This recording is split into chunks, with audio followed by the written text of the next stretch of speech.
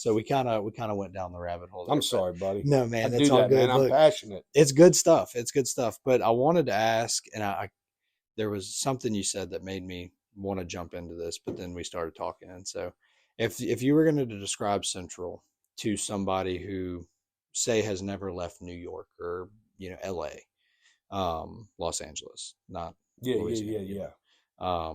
how do you think you would go about describing Central to somebody in that Oh, situation? wow. So I've been to both of those Okay. areas. And so what I would say is if you ask somebody in Central what time it is, they'll tell you the time and offer to give you a cup of coffee because we're friendly people. Right. We care. We genuinely care about another person. Yeah. And, maybe it's a cultural thing in the South, but in Central. So when I was campaigning, I knocked on many doors Hmm. and spoke to a lot of people. And when I say people, look, we look different, okay? But Right. we're all people. We're all human. Right. And I spoke to every type of person that you may run into.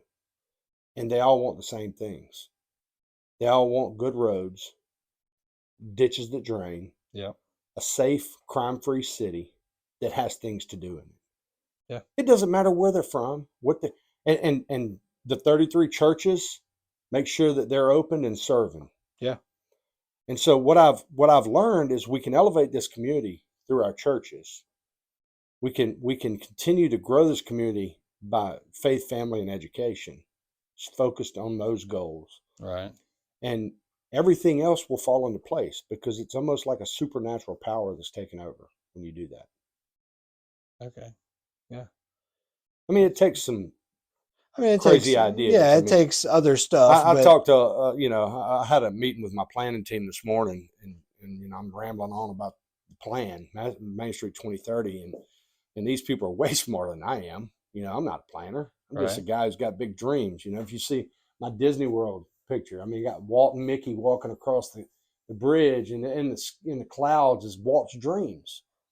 This guy took swampland and turned it into arguably probably the most desirable place to be in the world Yeah. if you take politics out of it. Yeah. I mean, I love Disney. I love the vision that Walt had. And I Right. loved how, no matter, like, how stupid did he sound talking about his mouse? Well, the Canes. I like Yeah, to talk about that. Got a C, I know. a I project, know. and now he's the wealthiest man in And it Louisiana. tells you what's crazy about that. And this is another rabbit hole we don't have to go down. But I had a 4.0 in college. I didn't go to college till I was 25. Okay. I was going for landscape architecture. And ironically, because of the planning stuff, I switched to horticulture because I didn't want to be a damn planner. I didn't want to design neighborhoods and cities, I Right. wanted to plant plants and make sure they stay green. But in my third year, Sam Corso is the professor. He's an artist. Great dude. At the end of the year, we had a project. It's called Our Life. And we had to do a design that encompassed our life. Well, I'm 25. I'm not Right. 17. I'm not 20. And so my project was much more literal and not as ideal and abstract as the younger. And I got a C. I'm like, how do you give me a C, dude? This is brilliant. I love it. This is my life. Yeah. And what I learned was beauty and design and art. It's all different. And so the interpretation of others may not be the same as yours because they don't have the ability to see things through the same lens. Yeah. Beauty's in the eye of the beholder. Yeah. Right. And so it was a big wake up call. Like, quit trying to conform to this, go to that. Yeah. And so that was the thing, with Todd and that C and Walt and his crazy mouse idea. Look, many people think it's crazy until it comes to fruition. And then you look like a genius. Yeah. Apple, Yeah. FedEx. Yeah. We were talking about that at the office the other day about how FedEx was too grand and just too out there, too big, too crazy. I had a FedEx package delivered today. if Yeah. that tells you anything. Well, if know? you think about it, I mean, we used to send stuff on airplanes. We Yeah. would, not FedEx. You would, commercial flights would take stuff. You would bring it to the airport. They would put it on that commercial flight that flies to the other destination. It was like this dark web network of stuff. When I was an air conditioning guy early on, when I was like 17 years old, I mean, we would go pick parts up from the airport. Really? Yeah, FedEx was just an idea at that time. UPS was the dominant force for final mile stuff, you know. But FedEx, I mean, who'd have thought? This That's guy crazy. said, "Hey, we're flying stuff all over. Let's start doing it next day for people." Yeah. And then he got into the racket of doing it with the airlines. Well, then he got to a point where he bought his own damn airlines, built his own airport Yeah. in Tennessee. And that's, but But it's all was crazy at yeah, one point. yes. And now you can't imagine life without it. Right. And that's, our plan with Main Street 2030. I mean, the surf lake. I mean, we've got a ton of dirt to deal with. Yeah. And I can truck it and haul it somewhere else, or I can build a big hill and put a lake on top of the hill that people can surf on. And I've got a company that's willing to build it. They just need the land. Mm-hmm. And everybody that I show the surf lake to, they're like, "Oh, wow. It's cool. Like, it's crazy. It's really but cool. It's awesome." Yeah. And so look, I've been told no. I sold life insurance for a living, bro. From 21 to 25, I heard no more than I ever heard. Probably yes. some really colorful no's. It's called the law. I got kicked out of a house. Dude told me my wife just remarried. And I said, all right. So I brought the wife. I said, do y'all have a spare room? It was 7 o'clock at night. He said, yeah. I said, let's go set her in that room. Turn the light off and told her, don't come out for 5 minutes. We'll let you know. And so while we're talking, me and the husband, just shooting the crap, about football or whatever. And then I said, go get your wife. And she comes sat at the table. He was there. I said, how'd it feel in there? She said, it was dark. I didn't know what I was doing. So that's how it's going to be if he dies and don't have life insurance. Oh, once this time you leave. He ran me out the house. But hey, look. I mean, you ain't gonna blame me. Look, and if it would have sold, it'd have been the best. Brilliant. It'd have been the best story ever. It's still a good story, but had you got the clothes, it would have been.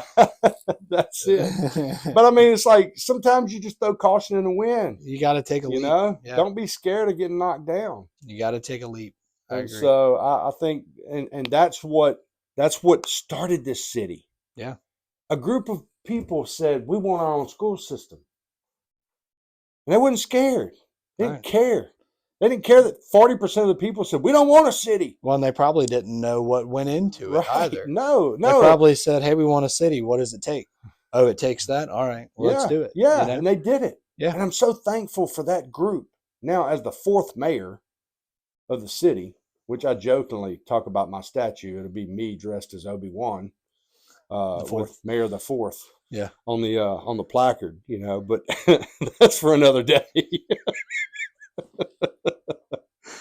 I actually had I had a brown hooded sweatshirt on the other night. I'm like, this is perfect. I should take a picture and send it out. That's funny. Well, I mean, look, my critics hate it, but I joke about it because it's like, hey, if you can't laugh about it, dude. Right. I mean, if you can't laugh. When I made this advocate, I thought this is great. Yeah. Whenever you get parodied, that's like the ultimate pinnacle of making it. It's the greatest thing. One, like for me, I love when these videos get like, mean comments, or like my friends will send it to our group chat. And it's like, well, hey, thanks for watching. Yeah. You commented on something in the 18th minute of that 25-minute long video. Yeah, I just lived in your head for a while, pal. Thank you for watching 18 minutes of it. I know. I laugh about it, man. That's my thing. It's the best thing ever to know I've got so many free places to stay in all these heads. That's right. That's right. But anyway, so I think we got pretty much everything that I want to talk about Central. So at the end of these videos, I've been doing a thing called due diligence. Okay. And so due diligence, when you buy a house, is when you do your inspections, look at insurance quotes, mortgage quotes. It's where you find out everything you can about the house. Okay. Right. So I put together 5 questions that I think would tell us a lot about people. Okay. They're increasingly sillier and lighthearted. So without further ado. All right. So the first question, is 3 things on a stranded island. If I tell you I'm going to strand you on an island tomorrow, what 3 things are you packing? Whew. A knife, a way to make a fire. Okay. Are we talking like Bic lighter, or are we talking like I'm flint thinking more like a striker? flint rock because the Okay. Bic's going to run out, and it doesn't have much flint with That's it. what I was going to say. I want a whole rock of flint, Got you. and honestly, maybe a 5-gallon bucket of water. There you go. Just to get me through to where I get the provisions where you can figure out, like maybe a 5-gallon pot. There you go. And I'd do fine. All right. What is one item that you could not live without? Today? Sure. On my phone. Okay. That's a fair answer. Yeah. I mean, look, I'm engaged all day long. Yeah. And so I use my phone for everything. And then when I'm decompressing at night, I play stupid puzzle games as I'm going to sleep. Yeah. I use it to read the Bible. I use it for, my phone would be. Yeah, I'm 22 and me and my wife play Words with Friends, like a bunch of old folks. Yeah. I've never played that. Well, we sit on the couch next to each other. But I do see the ones that do really well and accidentally post to Facebook. Well, we sit on the couch next to each other and I'll send a word. And I'll hear her phone, and she'll look at me and she'll go, "That's a good word." I know. And then she'll do the same thing back to me. It's funny. I send my wife silly text. You got stuff I can say to her that the kids can't hear. Yeah. Sometimes I'll send her a funny video of good marriage advice. What is an Olympic sport that doesn't exist but should? Or what is a sport that isn't in the Olympics but should be?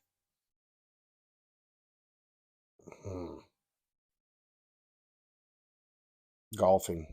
Golf is a lot harder than what it looks. Yes. A lot harder. Yes, but I'm a bogey golfer and I'm good at that. Okay. And so when people say they're handicapped, I'm a 7 over bogey. Okay. So I'm 18 to 7. I'm 25. but if I shoot a 90, bro, I'm killing it. Yeah, it's a great day. Yeah, you break 100. Yeah. Oh yeah. I love it. We're celebrating. Well, I mean, look. If you go out there and get frustrated because you're not a scratch golfer, right? Because you do AC work during the day. I mean, you're losing what golf is all about. Well, golf is a game against yourself, right? And if you expect to break even, then when you doomed. don't, yeah. See, and I'm awful at golf. Yeah, awful. Me too. It's expensive because of balls. I am the only guy that plays with really, really good golfers. I got the cheap balls, the seconds, a couple range balls every now and again. I'll pull out. You hit one in the woods. You come back with a handful. I do. Well, it's hard to pass them up, man. I know how much I pay for them. Yeah. That's my title is. Come on. If you could have a lifetime supply of anything, what would it be? I mean, the easy answer is money. I mean, but that's good. I mean, I have no needs for anything. It's such a good thing. I mean, just to make sure, coffee. Yeah, coffee. If I had to choose one thing that I need and enjoy, other than my phone, is coffee. I get a lot of enjoyment out of coffee. Yeah, so we just made the switch from French press to like a coffee pot, and not that it's not the same. It's not though. But when like waking up and the pot of coffee already being there versus waking up and making your coffee and like waiting for it to steep and all that, it's different. It almost feels like it takes something away from it, but it's a time saver. And look, the quality of it is different. I mean, look, it is. So we have 3 pots at home plus a French press. Okay. And I have the thing that heats the water up to 204, the optimum coffee cooking temperature, Nice. And so, but I drink a lot of coffee, and so I like the Keurig just for the efficiency. My wife likes her bun, and so we have a bun. We have a coffee bar. Okay. And so that's the two we use most. My brother and his wife are big into espresso. Gotcha. And so he bought one of them high dollar espresso machines, which is very nice, very Yeah. good. Uh, but yeah, coffee's the one thing Can't I blame need you that for for that. life. Can't blame you for that. All right. So the last one is the most out there. If in hand to hand combat, no weapons, would you rather fight one duck that's the size of a horse or 100 horses that are the size of ducks? This is a good one, and I laughed when I saw the Dr. Fountain video because what I realized is he's never tried to handle a live duck. That's what I thought. Okay. And I and, didn't want to say that. and yesterday when I spoke to him, I said, I would much rather fight 100 duck-sized horses because I could kick them and they would eventually stop. But a horse-sized duck would kill me so quick. Ducks are mean. I mean, I'm just People don't envisioning. realize. There used to be a picture that said "Never give up," and it was a egret or something in a ditch with a frog in its mouth. Yeah, and the frog is the frog was choking the egret's neck. It said okay. "Never give up." Never give up. But I'm sitting here thinking, a horse-sized duck. Oh, the power of that beak! I mean, ducks have teeth. People don't realize ducks have little sharp teeth. Yes. Yeah. Yes. So I mean, I would go with the 100 duck-sized horses all day long. that's fair. And if I could get them, I don't think you could train a duck. You can train a horse. Oh, so you're thinking I'm thinking horse army. Well, I'm thinking the goal would be to take out the most dominant of the group, and then you get the rest of them. Take the group from the leader. Yeah. Well, at least get them in line to say, all right, we don't want none of him. Gotcha. I think you do that with the horses. Whereas, that one horse-sized duck is going to be quite the well, and quite then by Dr. Fountain's logic, you can overrun and swamp anybody. Yeah. Now you've got 99 little horses. Yes. You. But you try to climb up on that duck, and you go for a ride. Now on the other side, though, if you can tame that big duck, well, man, I mean, now I don't know if you could. You didn't give me an option of weaponry. No. But hypothetically, I would imagine you'd have to have buckshot for that duck. Regular steel shot ain't gonna do it. No bird shot, man. But well, look, I really appreciate you. I appreciate inviting you, me brother. coming in here to have this conversation about why Central. So, no, man. So why Central is what I always say is why elsewhere. Yeah. Because there's no other place like Central. Yeah. So if you want, you can look into the camera, say anything to our viewers, and I hope that you all know that the city of Central is on the move in positive ways. And I look forward to being your mayor for the next 52 years. There you go. All right. Go Central. Thank you for watching. And